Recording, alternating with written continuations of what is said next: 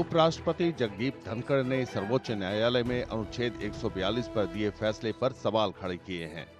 इसके बाद गंभीर संवैधानिक बहस छिड़ गई है। धनखड़ ने न्यायपालिका पर अपनी संवैधानिक सीमाओं का उल्लंघन करने का आरोप लगाया।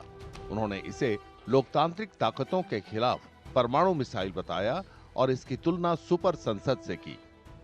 धनखड़ ने चेतावनी दी कि इस तरह की कार्रवाइयां न्यायपालिका, विधायिका और कार्यपालिका के बीच नाजुक संतुलन बिगाड़ सकती हैं।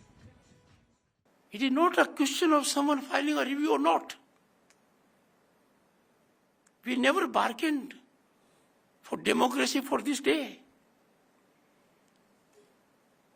President being called upon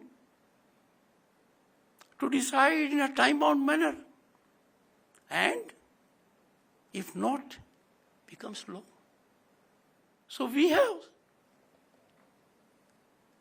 judges who will legislate, who will perform executive functions,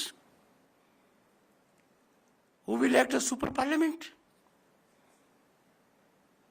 and absolutely have no accountability because law of the land does not apply to them.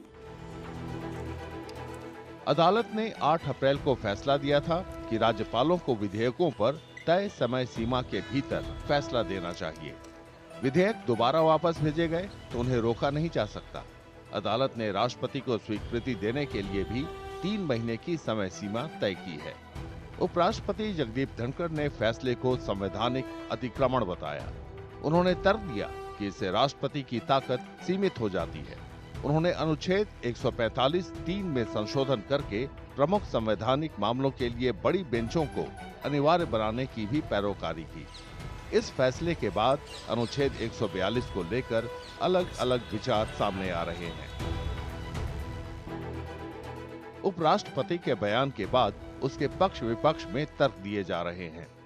न्यायपालिका का समर्थन करने वाले इस बात पर जोर दे रहे हैं कि नागरिकों के अधिकारों की रक्षा करने और सत्ता में बैठे लोगों को जवाबदेह बनाने के लिए ये स्वतंत्रता महत्वपूर्ण है। धनखड़ साहब का जो वक्तव्य था, जो स्पीच थी, वो पढ़ा तो मुझे दुख भी हुआ और आश्चर्य भी हुआ, क्योंकि जुडिशियल इंस्टीट्यूशन, चाहे वो सुप्रीम कोर्ट हो, चाहे वो हाई कोर्ट्स सारे देश में हो, उनके ऊपर आज के दिन भी अगर किसी संस्था पे विश्वास है तो जुडिशरी पे है। और मुझे ऐसा लगता है कि जब कुछ सरकार के लोगों को जुडिशरी के निर्णय पसंद नहीं आते तो फिर वो आरोप लगाना शुरू कर देते हैं। इस बहस ने एक बार फिर भारत के लोकतांत्रिक ढांचे में शक्ति संतुलन पर सवाल खड़ा कर दिया है।